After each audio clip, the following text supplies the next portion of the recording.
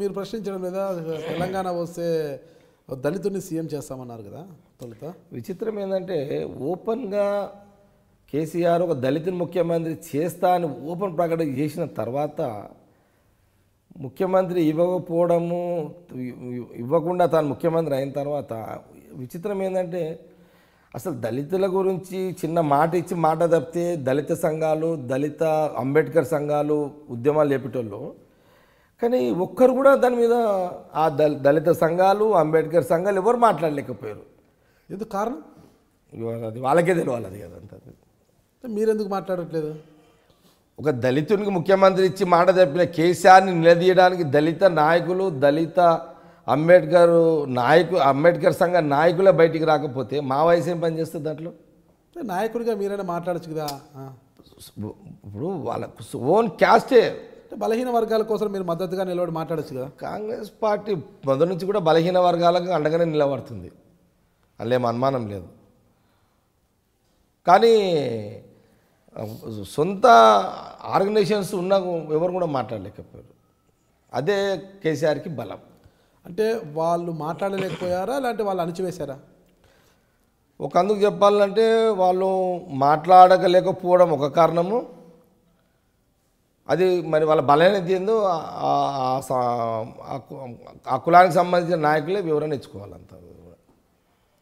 ఆ దిశగా ఎప్పుడైనా మాట్లాడారా మీరు ఆ దళిత నాయకులతో కానీ ఎవరితోనే కానీ? మీకు అన్యాయం జరిగింది? నేను చాలా సందర్భాల్లో మాట్లాడినా కానీ పెద్దగా రెస్పాన్స్ రాలే.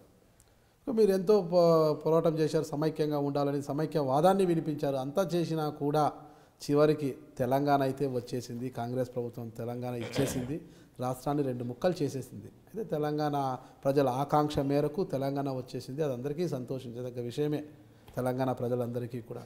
అయితే మీరు కోరుకున్న తెలంగాణ వచ్చిందని భావిస్తున్నారా? ప్రజలు కోరుకున్న తెలంగాణ రాలే, ఇది రాదనేది నాకు తెలుసు. ప్రజలు ఎలాంటి తెలంగాణ కోరుకున్నారు?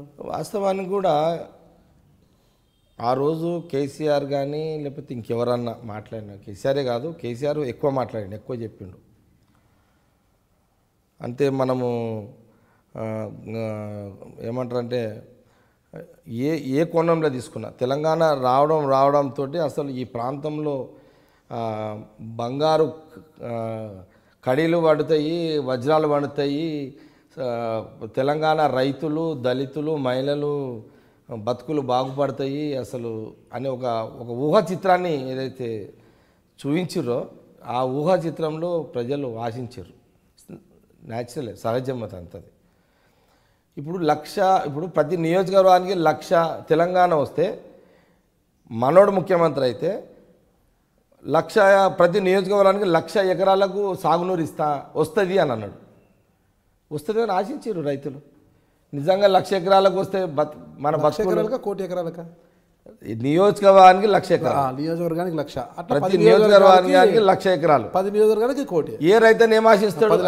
తెలంగాణ వస్తే మనకు నీళ్ళు వస్తాయి, తెలంగాణ వస్తే యూత్లకు మనకు కోటి అన్నాడు. అంటే నియోజకవర్గానికి 1,00,000 అంటే 10 నియోజకవర్గాలు 10 లక్షలే కదా అయ్యేది. 10 లక్షలు అన్నాడు.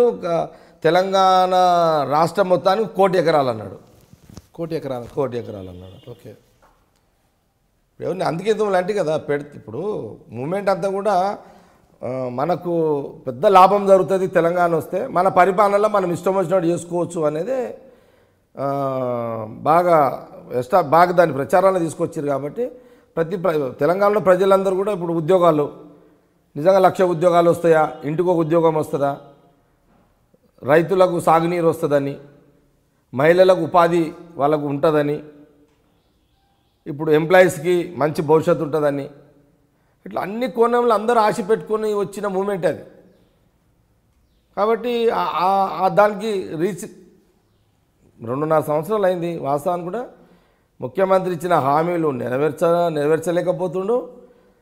పబ్లిక్ ఆ రోజు ఏదైతే తెలంగాణ ప్రజలు ఆశించారో ఆ రిజల్ట్ వస్తలేదు. ఇప్పుడు కేసీఆర్ గారు అలా చేస్తున్నప్పటికీ ఈరోజు చూస్తే అటు టీడీపీ కావచ్చు, ఇటు కాంగ్రెస్ పార్టీ నుంచి చాలామంది కూడా టీఆర్ఎస్ వైపు వలసలు వెళ్ళిపోతున్నారు. మొత్తం కూడా డి శ్రీనివాసరావు గారు కూడా 2 సార్లు పీసీసీ అధ్యక్షుడిగా పనిచేశారు, మంత్రిగా కూడా పనిచేశారు. చాలా సముచిత స్థానం కల్పించింది డి శ్రీనివాసరావు గారికి.